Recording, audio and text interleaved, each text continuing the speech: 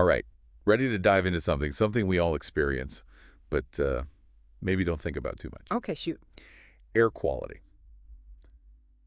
We're going to unpack this 2023 World Air Quality Report. Sounds interesting. You'll get a global picture, but with a special focus on India.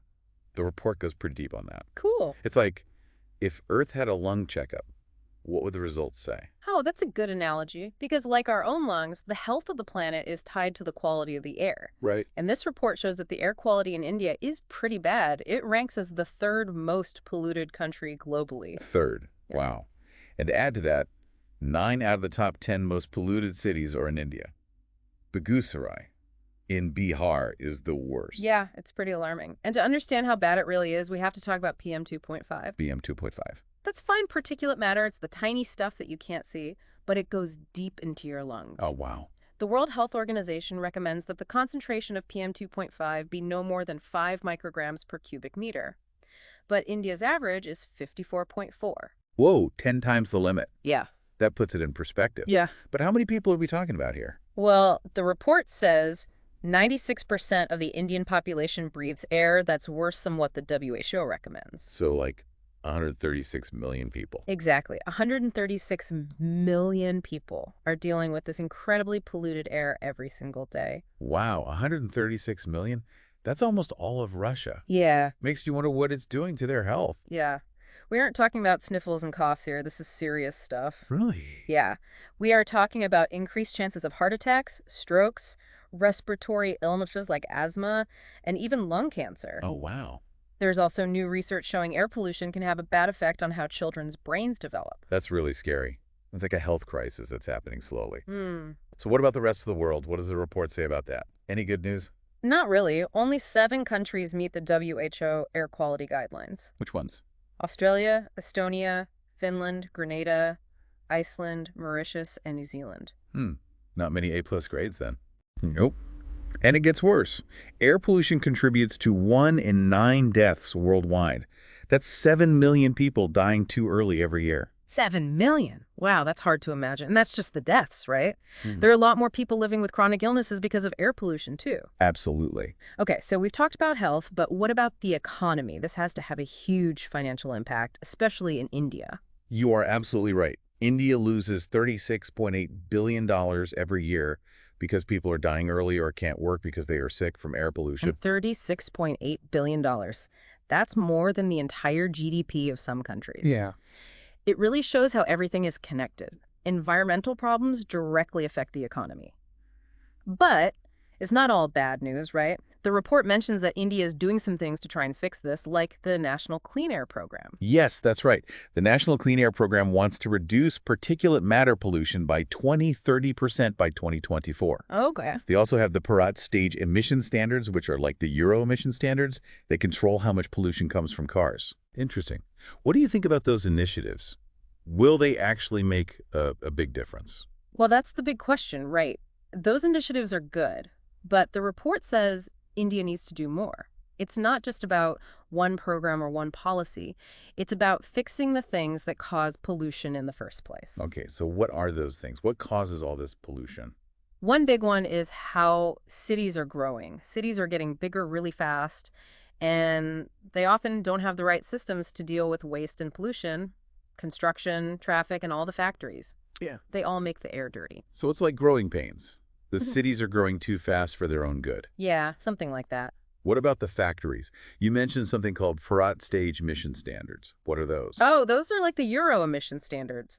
They set limits on how much pollution can come from cars. The higher the stage, the stricter the rules are. Makes sense. India is moving to Bharat Stage 6 now, Right. which is the same as Euro 6. That's good, but the hard part is making sure everyone follows the rules and getting rid of the older cars that pollute more. Yeah, I bet that's not easy. It's a huge country. Exactly. And it's not just cars.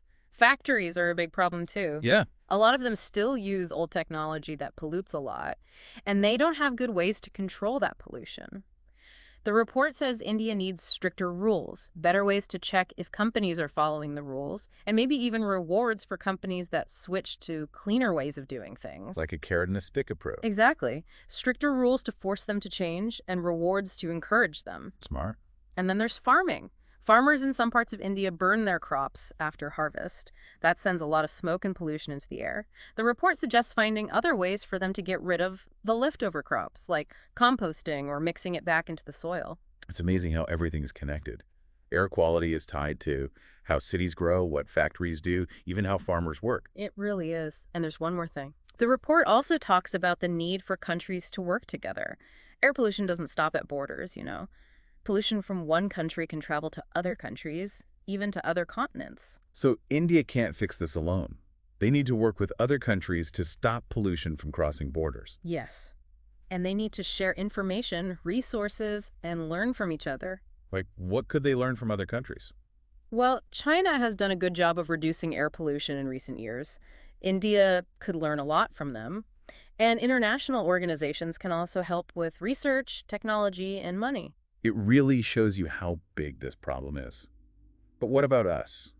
What can our listeners do? It's easy to feel helpless when something is this big. That's a good point.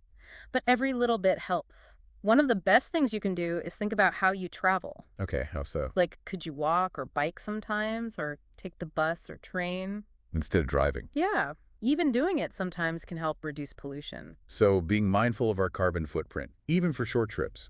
Exactly. What about at home? Anything we can do there?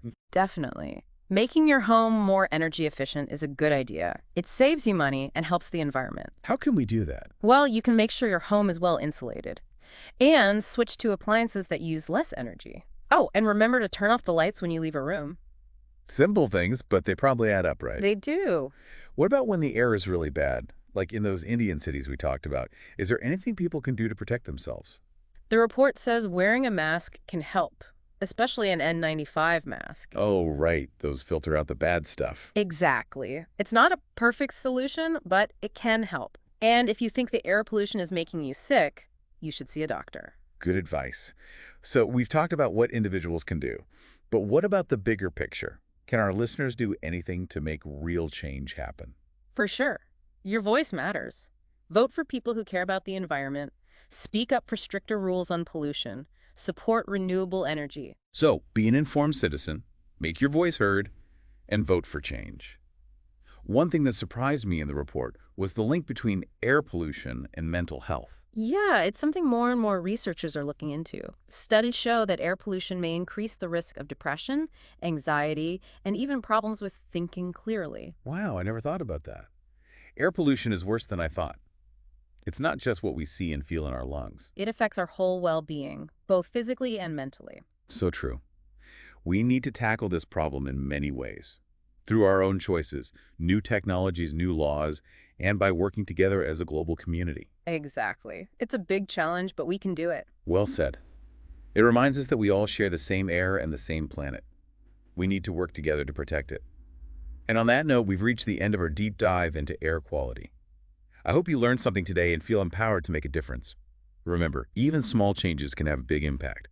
Until next time, keep breathing deeply and keep those curious minds engaged.